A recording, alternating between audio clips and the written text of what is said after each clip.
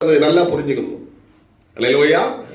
ஒருவன் மற்றவர்களை கேலி பேசி கிண்டல் பண்ணிக்கிட்டே ஒருத்தன் அலைஞ்சான்னா அவனுக்குள்ள பிசாசு இருந்து அவன் தாகத்தை தீர்த்து கொண்டே இருக்கும். அல்லேலூயா. ஆண்டவர் உண்டாக்கின ஆதி மனிதனாக ஆதாம் ஏவாளை பார்க்கிறோம். பிசாசு என்ன பண்ணா, ஏவாளுக்குள் பிகுந்த தாகத்தை தீர்த்து கொண்டான். அந்த குறிப்பிட்ட கனியின் மேல ஆண்டவர் சொன்ன இந்த பழத்தை புசிக்காதனாரு, ஆனா அதன் மேலதான் பிசாசுக்கு தாகம்.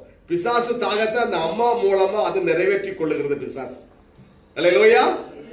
பிசாசி தாகத்தை தான் இன்னைக்கு ஒவ்வொரு மனிதன் மூலமா அதை நிறைவேற்றி கொண்டே இருக்கிறது. விபச்சார ஆவி ஒருவனுக்குள் புகுந்து தன்னுடைய தாகத்தை தீர்த்துக் கொள்கிறது. அல்லேலூயா. இப்படியாக ஒவ்வொரு மனிதனுக்குள்ளும் அசுத்தாவிகள் இருக்கிறது. தாகத்தை தீர்த்துக் கொள்ள, அந்த தாகத்தை தீர்க்கத்தான் மனிதன் ஓடிக்கொண்டிருக்கிறான். இந்த தாகம் எனக்கு தீரணும். அல்லேலூயா.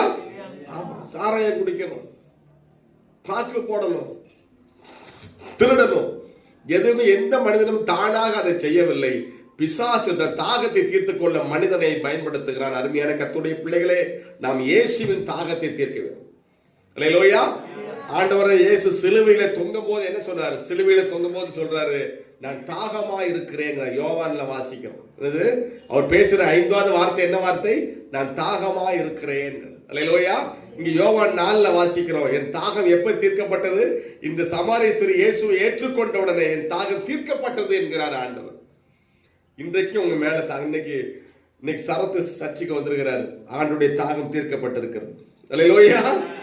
ஆமே. ஒரு நபர் ஞானஸ்நானத்தை கீழ்ப்படியும் போது ஆண்டுடைய தாகம் தீர்க்கப்படுகிறது. ஒரு சகோதரி இயேசுவிடத்தில் மனம் திரும்பும் போது ஆண்டுடைய தாகம் தீர்க்கப்படுகிறது. நீ அதிகாலை எழுந்து ஜெபிக்க ஆரம்பித்து விட்டால் தேவனுடைய தாகம் தீர்க்கப்படுகிறது. அல்லேலூயா. நீ தினமும் வேதத்தை வாசிக்க தொடங்கிவிட்டால் இயேசுவின் தாகம் தீர்க்கப்படுகிறது.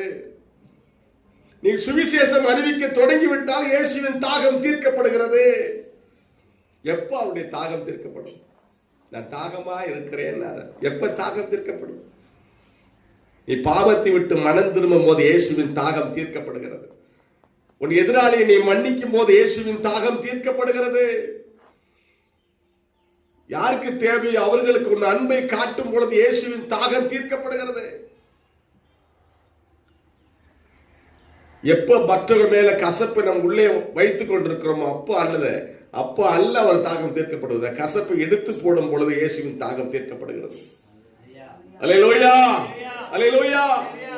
மழை பெய்தாலும் புயல் அடித்தாலும் சாயங்காலம் கூட குளிர் அடிச்சாலும் நெற்குணத்துக்கு ஊழியத்துக்கு நாங்க ஓடுறோம்.